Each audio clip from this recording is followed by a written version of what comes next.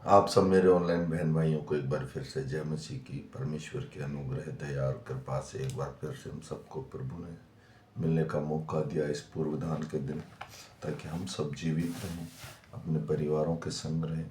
इसके लिए प्रभु का धन्यवाद करेंगे।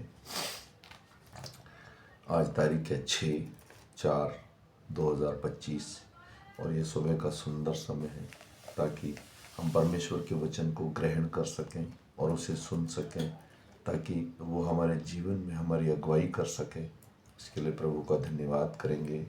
जो मेरा बहन भाई मुझे 365 दिन फॉलो करेगा, करीब करीब वो पूरी की पूरी बाइबल कंप्लीट कर लेगा, उत्पत्ति से लेकर मलाखी तक और मत्ती से लेकर प्रकाशित वाक्य तक 66 की 66 पुस्तक है।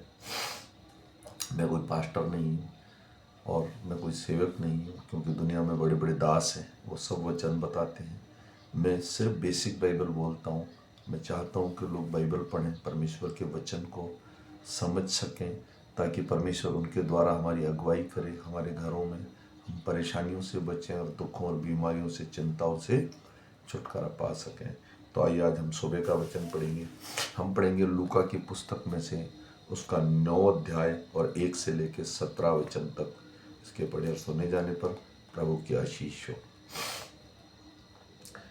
फिर उसने 12 को बुलाकर उन्हें सब दुष्ट आत्माओं और बीमारियों को दूर करने की सामर्थ और अधिकार दिया, और उन्हें परमेश्वर के राज्य का प्रचार करने और बीमारों को अच्छा करने के लिए भेजा।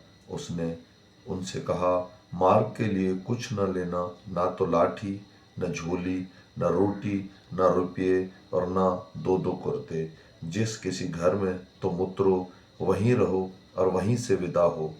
जो कुछ तुम्हें ग्रहण ना करे, उस नगर से निकलते हुए अपने पाँव की धूल झाड़ डालो कि उस पर गवाही हो।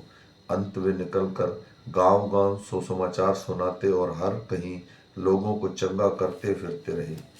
देश के चौथाई का एक राजा हेरोदेस यह सब सुनकर घबरा गया, क्योंकि कुछ ने कहा था कि यूहन्ना मरे हुए में से जी उठा है, और कुछ ने यह कि एलिया दिखाई दिया है, औरों ने तो यह कि पुराने भविष्यवक्ताओं में से कोई जी उठा है।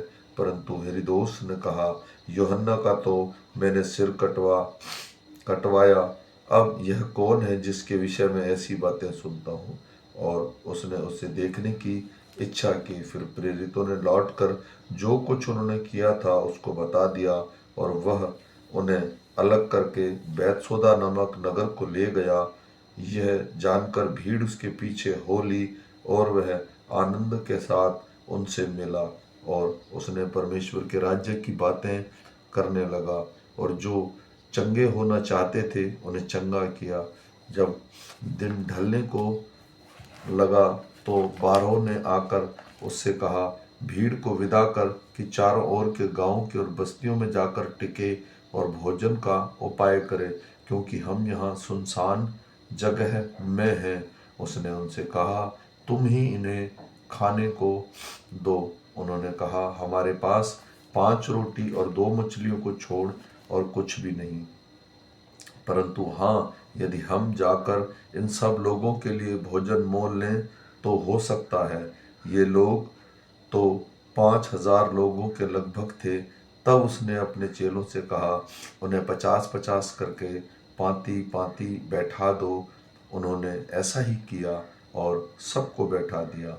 तब उसने वे 5 रोटी और 2 मछलियाँ ली, और स्वर्ग की ओर देखकर धन्यवाद किया, और तोड़ तोड़ कर चेलों को देता गया कि लोगों को परोसें। तब सब खाकर तृप्त हुए, और चेलों ने बचे हुए टुकड़ों से 12 टोकरियां भरकर उठाई।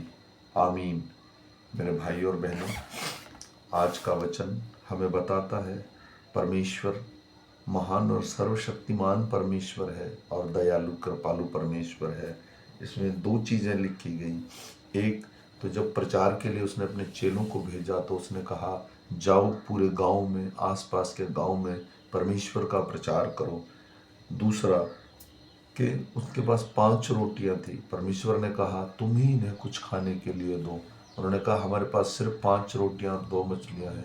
तब भी प्रभु ने कहा 50-50 करके बैठा दो, वो लगभग 5,000 लोग थे।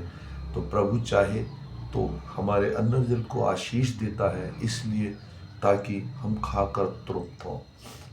तो मैं विश्वास करता हूँ कि ये वचन हमारे हृदय और मनों में काम करे और दिन भर हमारी अगुवाई करेगी। फिर मिलेंगे हम शाम के वचन के साथ।